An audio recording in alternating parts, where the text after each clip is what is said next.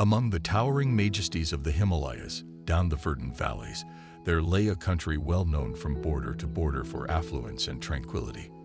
The ruler of that land, King Mahasattva, was a matchless, wisdom-compassion monarch, his people adjoining him, for his reign had been marked by fairness and prosperity.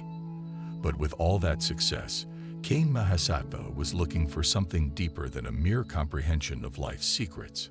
He believed that true enlightenment lay beyond the clamor of the royal court and the complexities of governance. One day, while meditating in the tranquility of his royal garden, a profound realization dawned upon him. He realized how often the greatest wisdom lies in the power of silence. He became impatient to carry this insight forward and check the correctness with the courtiers and subjects, and so he challenged. He announced that the person who could express the power of silence without speaking a word would be given a chest of precious gems as a reward. And soon, word of this king's challenge to the understanding of silence spread through the kingdom like wildfire and literally set the imaginations of everybody on fire. Very soon, the palace courtyard was filled with people of all walks of life, each one ready to exhibit their understanding of silence. The first to try an interpretation was the most respected musician in the kingdom.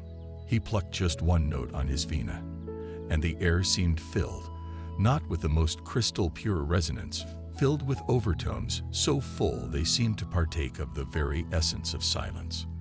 The note lingered, fading into the ether, leaving a profound stillness in its wake. The next was a renowned painter who brought in his painting of the moonlit Himalayas. It was bathed in ethlight, and the mountains showed a majestic silence that said much more. So did the audience, but now, certainly, it was to hear the silence of snow-glazed peaks. And one poet came forth with a blank scroll cupped in his hands, almost as though he were asking the king to fill it up with a description. In that gesture, there were no words, no intent to fill the scroll up with a description. The court replied appreciatively to his cleverness. It was the case, then, of the sun.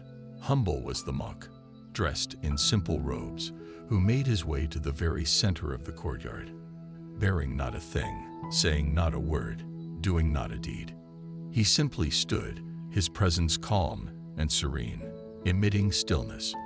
And they went silent as he stood, watching the monk who, in his silence, spoke a piece speaking through each person present. King Mahasattva watched each performance with great interest. The creativity and the depth of understanding that his subjects displayed while they performed moved his heart. But it was the silent performance by the monk that struck a chord deep inside of him. As night enveloped the kingdom, the king rose from his throne, his voice clear and resonant in the hushed courtyard. Today we have witnessed the many facets of silence. King Mahasattva began, his gaze resting on the monk.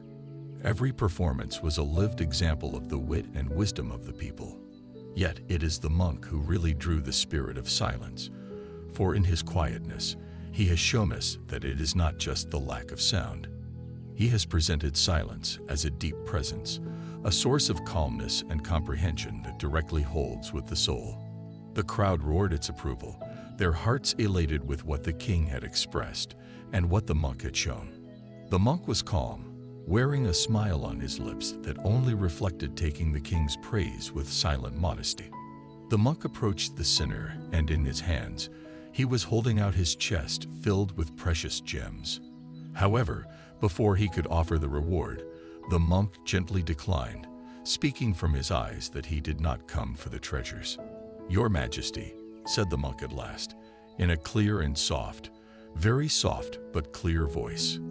The very silence, the comprehension and experience of it alone is the greatest reward. Use this chest full of gems for the welfare of the kingdom and for those in need. Touched by the monk's selflessness, King Mahasattva declared that indeed, the chest of gems would be used for the betterment of the kingdom.